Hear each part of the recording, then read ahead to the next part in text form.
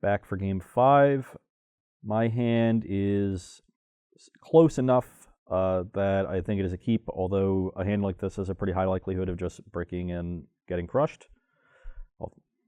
But it's just better to try to hit than go to 6. My hand's a virtual mulligan to 6, but it doesn't matter because my deck is stupid and this hand is great. Oh, that was a good draw. Your turn. Crack this. Get a tap Steam Vents.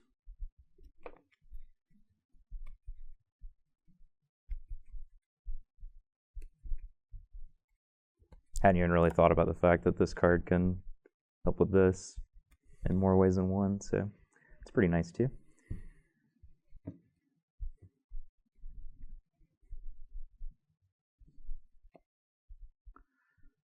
Interesting. I will Twisted Image the Endless One. Sure.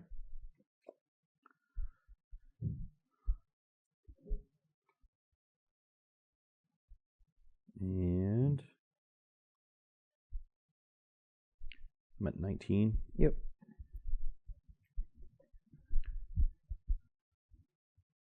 So pretty clearly, Ross is probably land light. I can save myself 2 damage by getting basic Mountain, but that stops him from being able to cast Cryptic Command. I think I'd rather just save the damage. Boldly on this one. Yep. Get a Mountain. You can go. Good lord. I'll name Eldrazi. I'll play a Sky Spawner and a Mimic. Pass the turn.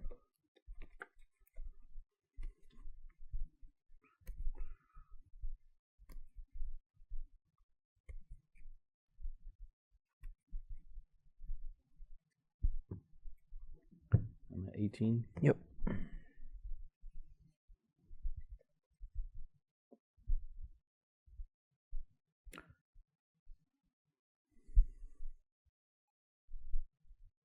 You can go. Upkeep.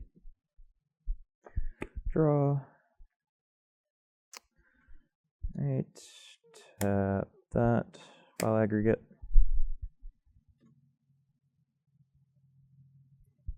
Aggregate will resolve. Okay. Mimic trigger. Trigger on the stack. I'll Snapcast Bolt on the Mimic. Okay.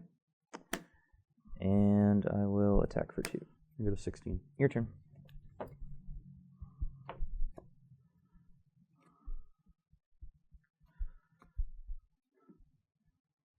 I will play a Cavern on Human. And you can go. Upkeep. Aggregate's a 3/5. Yes. I'm at 16. Yep. So Michael's been missing land drops, which means I can Exarch his Cavern and hope that he doesn't hit a land and my Exarch can hold off the aggregate for this turn, or I can just tap down the aggregate itself, guarantee that it's locked down, and let him play another creature. If I'm at 16, tap down the Cavern, and he draws another land, and then can attack for 6. That'll bring me to 10. Worst case scenario, it is another aggregate, and then he would be able to attack for exactly 10 on the next turn, possibly 12 if he has another creature, and then a Snapcaster Chump Block on aggregate because they have Trample would deal me 11. So that is a nightmare that I would like to avoid. If I tap down the aggregate and he has another one, then I would take 2 this turn, go to 14, and then the next attack, if he has a 5th creature the following turn, would be for 12, bringing me to 2, which I think is fine. So no upkeep effects. Sure. All right. Pretty much a blank there. I'm just going to go ahead and play this. Obligator. Sure. Combat. I will tap down the Vile Aggregate. Okay. No need to try to get him to have him attack the Obligator. The Exarch will hold it back anyway. You go to 14? Yep. Your turn. And the value is not really worth anything. We'll play Misty Rainforest and pass. Yep. Interesting. All right, I'll go to combat. Sure. I will take 6. Go to 8. Your turn. I'm looking for a very specific card, so 7. I guess I'll just in my deck because I don't think the point matters.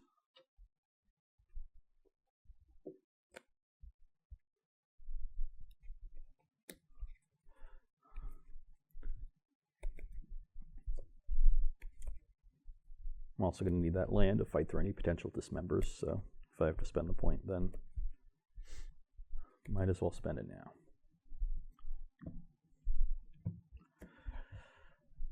One-time deck, please.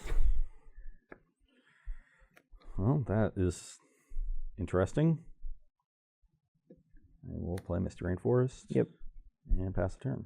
You have 3 cards? Yep. At this point, because we can threaten lethal with one of these 2 cards, I'm just going to go ahead and pay 4 life and dismember your Deceiver Exarch. So that brings you to 16? Yep. I will dispel that. Sure. Draw. Okay. Combat.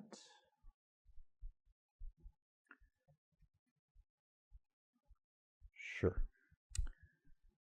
All right.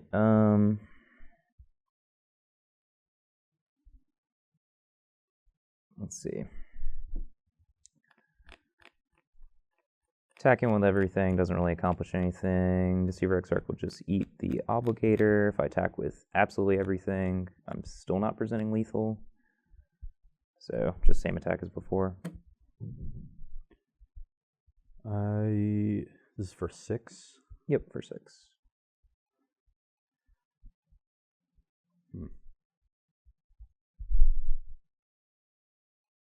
Yeah, I'm going to trump block now and just save the point. Okay, so you're taking 5. I go to 3. 2, right? I was at 8. Was I not? You just took a point. Oh, I I forgot the fetch. Okay. Yep. 2. Yeah, even more important. Go to 2 to keep this fetch. Your turn.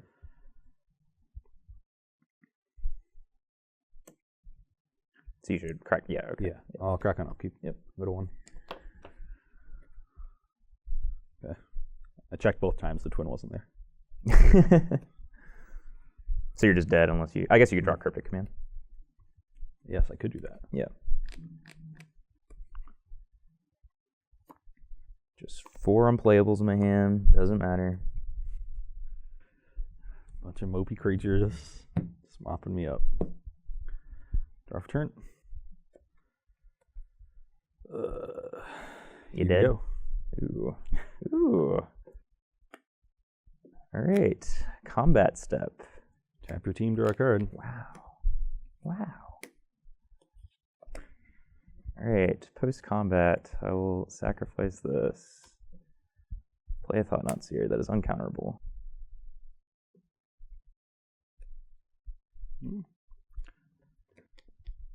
Blood Moon, Pestermite, Dispel.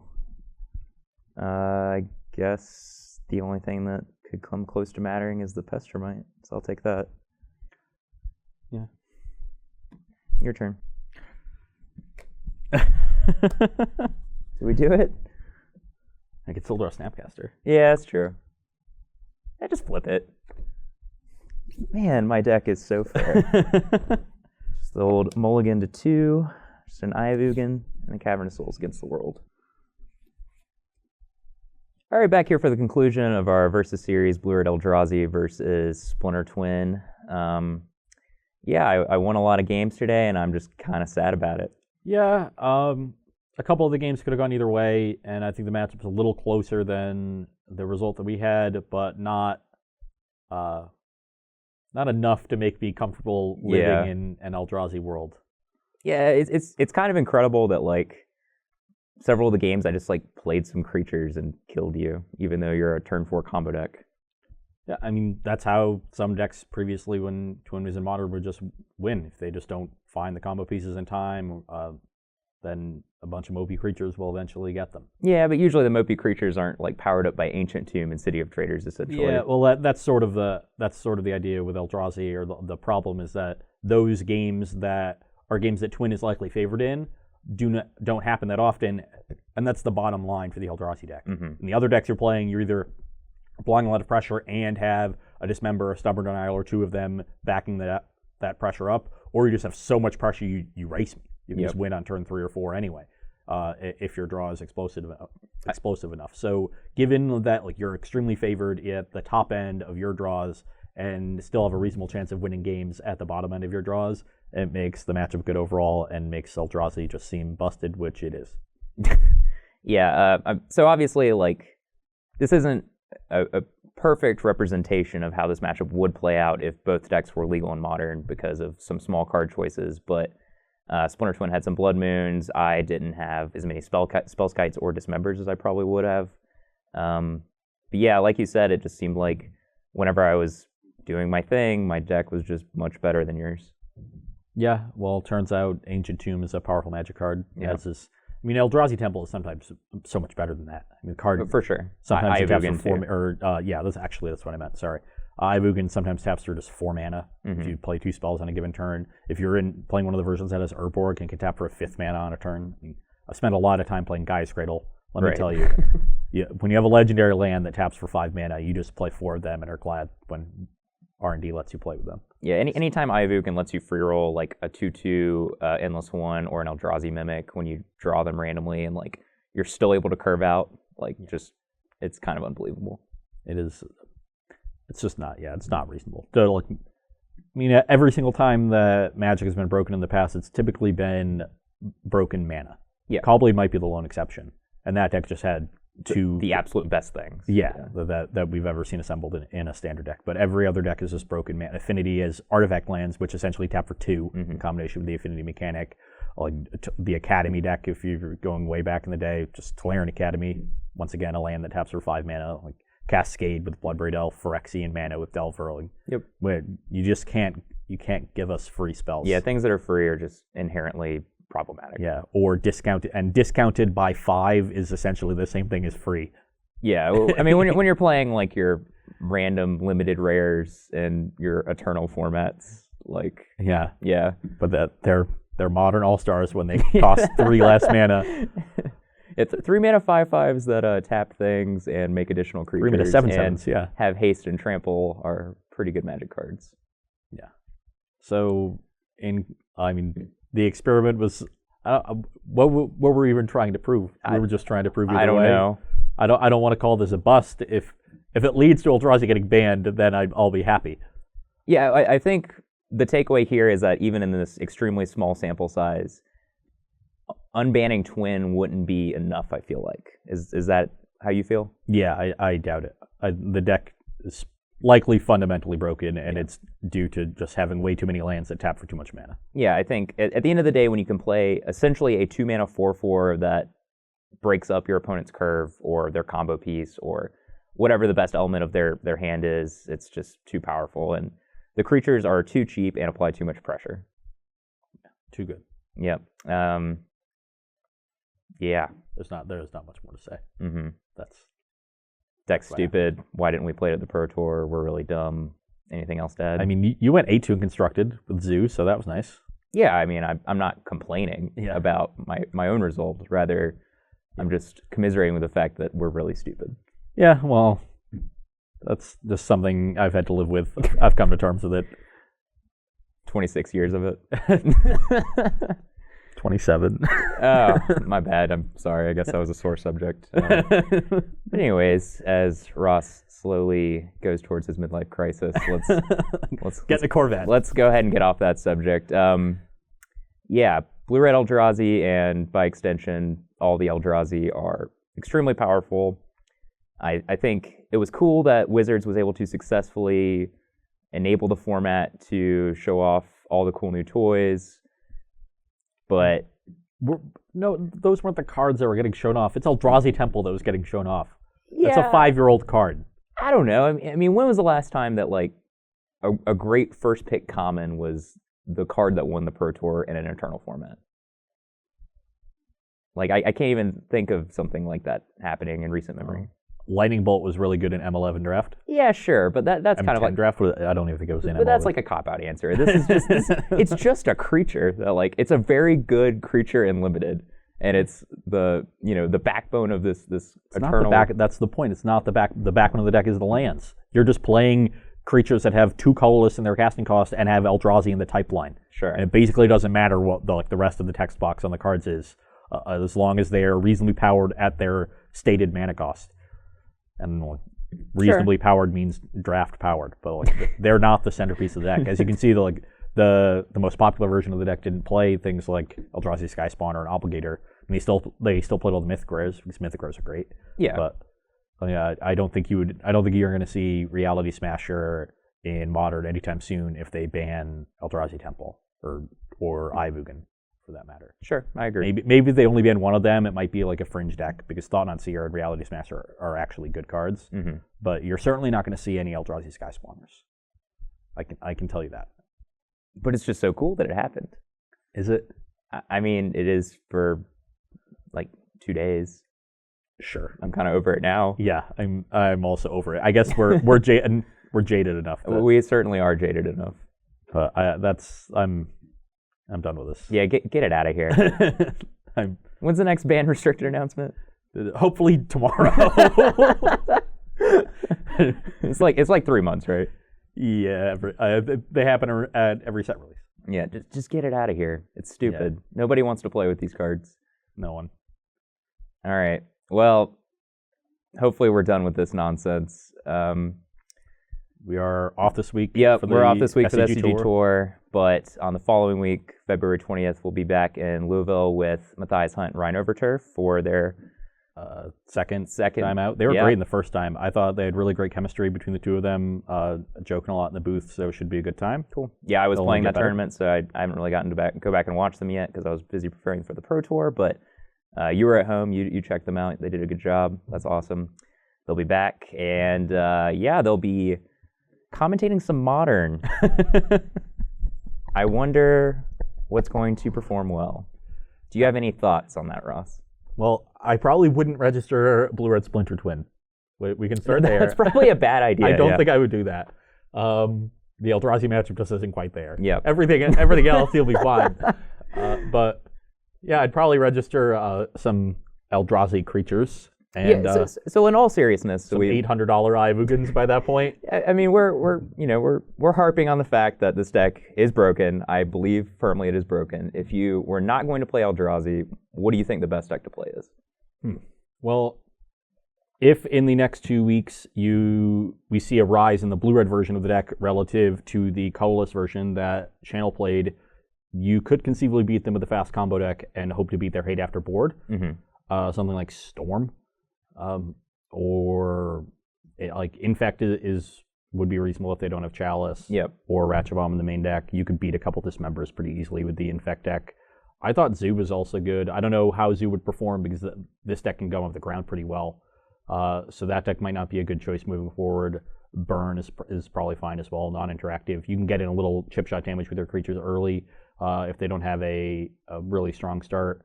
You might actually think of playing a burn list without Eidolon of the Great Revel, because these decks are playing 4 or 5 minute spells. They just have a bunch of spells that are immune to it, and they'll outclass your 2/2 pretty easily. So not playing Eidolon might be the correct choice. And I don't know, maybe someone will come up with something, and the deck's not as broken as we think. Yeah, I mean, do you think that there is potential for a metagame deck to evolve essentially?